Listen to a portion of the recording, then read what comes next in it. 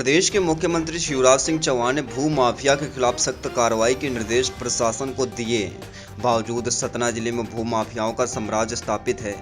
यहाँ भू माफिया ऐसे भू मालिकों को अपना निशाना बना रहे जो अशिक्षित हैं। जी हाँ, इसकी वानगी आज जिले के मैहर में सामने आई है, जहाँ एक अशिक्षित व्यक्ति का भू माफिया ने फायदा उठाकर उसकी 1.5 एकड़ जमीन की रजिस्ट्री करवा ली। अब जब उसके बेटे को यह बात मालूम पड़ी तो न्याय के लिए दर दर भटक रहा है।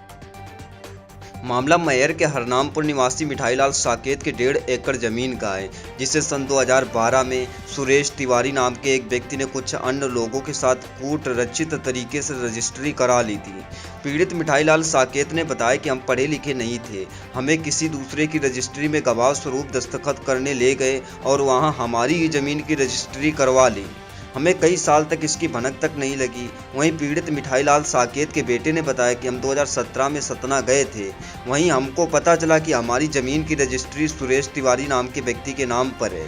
तब से हम थाना पुलिस, एसडीएम सहित आला अधिकारियों के चक्कर काट रहे हैं, पर आज तक न्याय नहीं मिला है। क्या घटना हुई थी इनके साथ, किन किन लोगों ने धोखाधड़ी की है? मुझे पता चला किसी एक ज़मीन व्यापारी के माध्यम से, क्योंकि मैं अभी राजनारायण तिवारी एक ज़मीन कब्जा किए थे बाईपास में, सरकारी ज़मीन। जब उसका निराकरण के मुद्दे पे गए और अपन जब सरकारी घोषित किए उसको, तो लोगों ने हमारे पास आना, जो पीड़ित था आना चालू किए। मुझे जब खबर लगी तो मैं बाबा के पास आया, बैजनाथ जी के पास।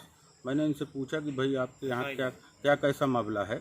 तो बाबा बताए, बोले भैया मेरे को जो है तो एक तिवारी महिला है, उसके नाम रजिस्ट्री कराने के लिए गाँव घर से ले गए थे।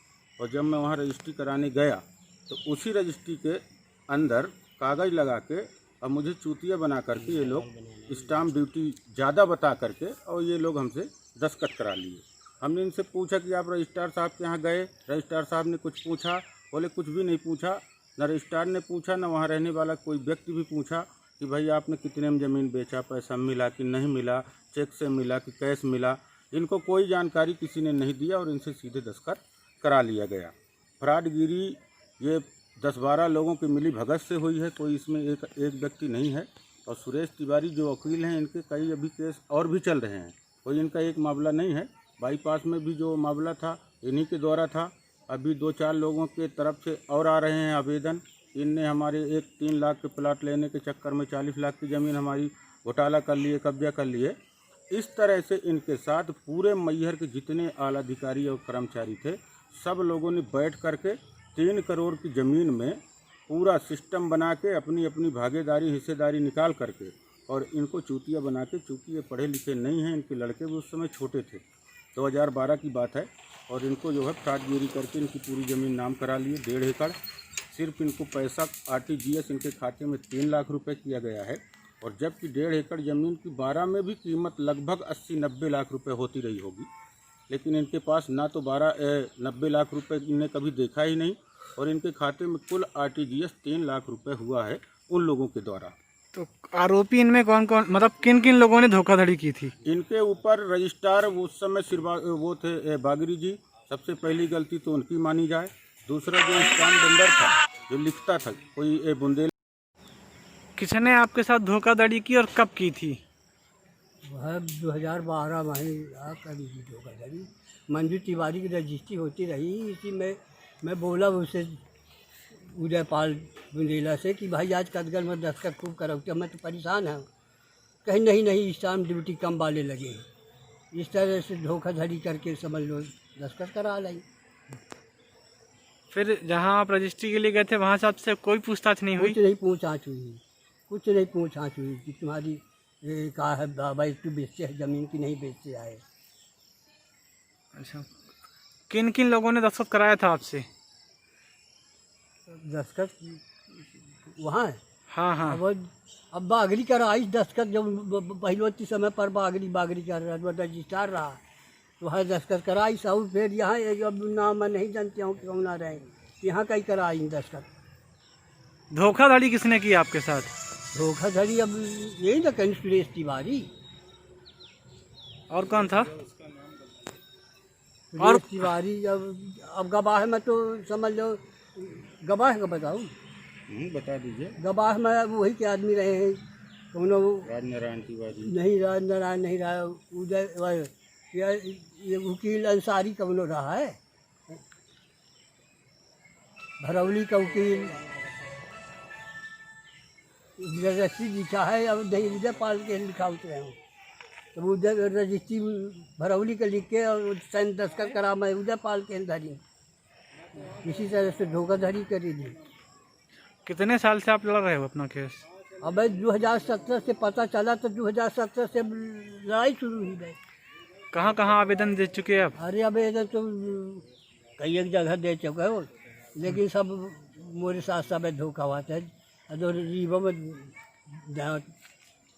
हो कुछ न मिला फायदा, कहीं की हार गए हो।